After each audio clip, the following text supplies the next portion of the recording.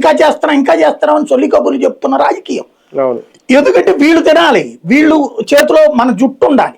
Sub registrar ఆఫీసుల్లో జరుగుతుంది అదే. సబ్ రిజిస్ట్రార్ ఆఫీసులలో వాళ్ళకి హక్కులు ఇచ్చారు, అధికారాలు ఇచ్చారు, బాధ్యతలు లేవు. చివరికి సుప్రీంకోర్టు కూడా registration is not final document for the property అంటోంది. ఇంకెవరి దగ్గరికి వెళ్ళాలి మనం? ఐక్యరాజ్య సమితి దగ్గరికి వెళ్ళాలా, లేకపోతే భగవంతునికి తీసుకొచ్చి కింద నుంచో పెట్టాలా? అంటే నీకు రిజిస్ట్రేషన్ నీ పేరు మీద చేసే డాక్యుమెంట్ అంటే తుది డాక్యుమెంట్ కాదట, నీ హక్కు డాక్యుమెంట్ కాదట. ఇంకెక్కడ అడుక్కుదా?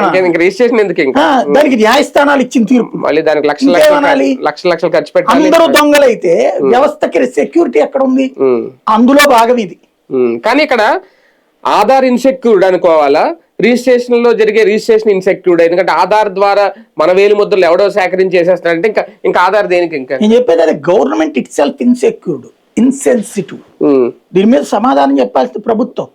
ఇప్పుడు ఎంక్వైరీ చేశారని చెప్పి జ్యోతి చెప్పింది, విషయం జ్యోతి చెప్పింది. ఇప్పుడు హైదరాబాద్ ప్రభుత్వం ఎందుకు మాట్లాడలేదు? రెవెన్యూ శాఖ మంత్రి ఎందుకు మాట్లాడలేదు? రిజిస్ట్రేషన్ శాఖ మంత్రి ఎందుకు మాట్లాడలేదు? హోంమంత్రి ఎందుకు మాట్లాడలేదు? ఇది మామూలు వ్యవహారం కాదు, ప్రజల సొత్తును దోచేసుకున్నారు. ఇప్పుడు అందరూ కూడా ఇప్పుడు మన ఆస్తులు ఉన్నాయో లేదో చెక్ చేసుకోవాలేమో వెళ్ళి, అసలు ఉన్నాయా, ఎవరి పేరు మీద రిజిస్ట్రేషన్ అయిపోయినాయా అంటే ఎవరు సమాధానం చెప్పాలి? కేంద్ర ప్రభుత్వం ఏమన్నా దీని మీద దృష్టి పెట్టాలి?